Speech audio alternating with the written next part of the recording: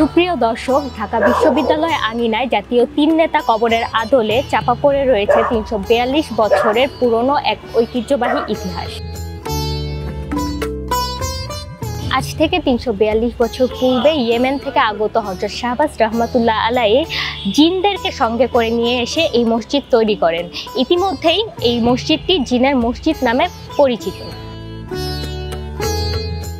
এখনও এই মসজিদকে ঘিরে লোকমুখে নানা জল্পনা কল্পনার কথা শোনা যায়। লোকমুখে শোনা যায় এখানে নামাজ পড়তে আসা ব্যক্তিদের সঙ্গে সেই সকল জিনদের নাকি প্রায় সময় দেখা যায়। আমরা ছোট থেকে দেখে আসছি জিন মসজিদ হিসাবে পরিচিত। ওই সময় থেকে যারাই নামাজ পড়তো লোক সংখ্যা কম ছিল। আমরা দেখা মাত্রে জিনের আবির্ভাবটাই বেশি ছিল। এবং এখানে যখন আমরা নামাজ পড়ি এবং আমরা যখন দেখি যেখানে যে সমস্ত ফেসগুলা তাদেরকে আমরা সচরাচর দেখি না, এরা হঠাৎ আসে হঠাৎ চলে যায়, তখন থেকেই জিন মসজিদ হিসাবে এটা পরিচিত।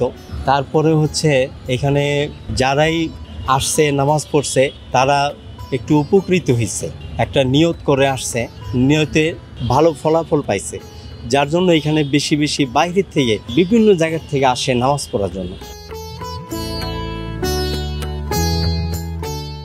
প্রথমে গোলাম নবী আসছিল, গোলাম নবীর পরে চারজন ছেলে, একটা হচ্ছে সোনা মিয়া, লালু মিয়া, এটা হাসান আলী, এরা হচ্ছে সবাই মৃত্যুবরণ করছেন। এটার লাল মিয়া লাস্টে এটার খাদেম ছিল। লাল মিয়ার এখন বর্তমানে লাল মিয়ার ছেলে খাদেম, ফকির স্বপন, এখন বর্তমানে ও হচ্ছে খাদেম, এখন ওই সব কিছু দেখাশোনা করে।